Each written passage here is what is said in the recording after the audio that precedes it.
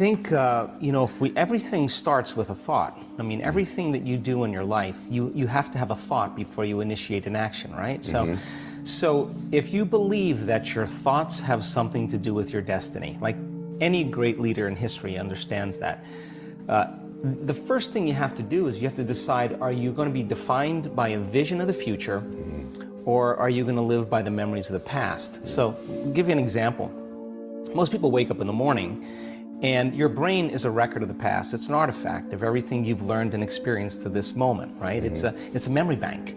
So most people wake up in the morning and they start thinking about their problems, and those problems are connected to certain people and things at certain times and places. And the moment they start turning on those circuits, those memories are actually causing them to think in the past. Every single one of those memories has an emotion associated with them, and emotions are the end product of past experiences. So then the moment they recall the event, or they recall some problem in their life, they start feeling unhappy, they start feeling discouraged, they start feeling anxious.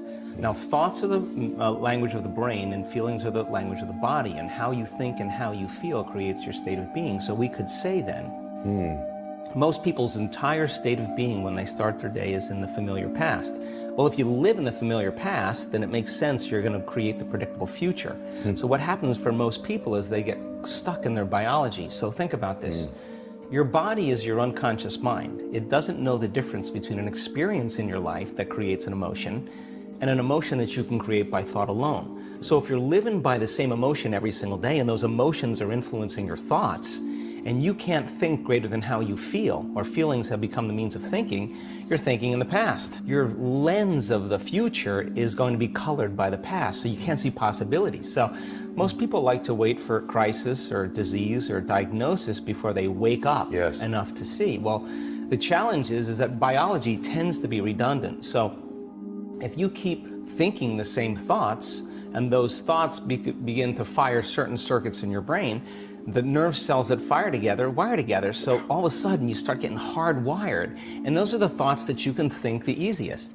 At the same time, those thoughts produce chemicals called emotions, and the next thing you know, your body gets accustomed to living by the same emotions, and it could be guilt, it could be unhappiness, it could be pain, but at least it's familiar to you, at least you can predict it. So some people would rather cling to the familiar than take a chance in possibilities. So for most people then, they say, well, I don't really see how my thoughts have anything to do with my destiny. Well, that's because 95% of those thoughts are subconscious programs, right? So you're not even conscious that you think those thoughts. So the first step to change is starting to think about what you've been thinking about and change it. And then when you begin to observe those thoughts, you're no longer the program, you're the consciousness observing the program. Just simply by being an observer of your thoughts. Right. So most people, though, when you do that, when you decide to really take a look, it's like lighting a match in a dark place. So you feel uncomfortable. So it's easier to turn on your TV, it's easier to play with your cell phone, to distract yourself from those feelings. Well, when you understand that change really requires becoming uncomfortable to a certain degree, and that's normal, that you're leaving the known and you're stepping into the unknown, then it begs the question, what thoughts do you want to fire and wire in your brain? Because your attention on those thoughts begins to reorganize circuitry.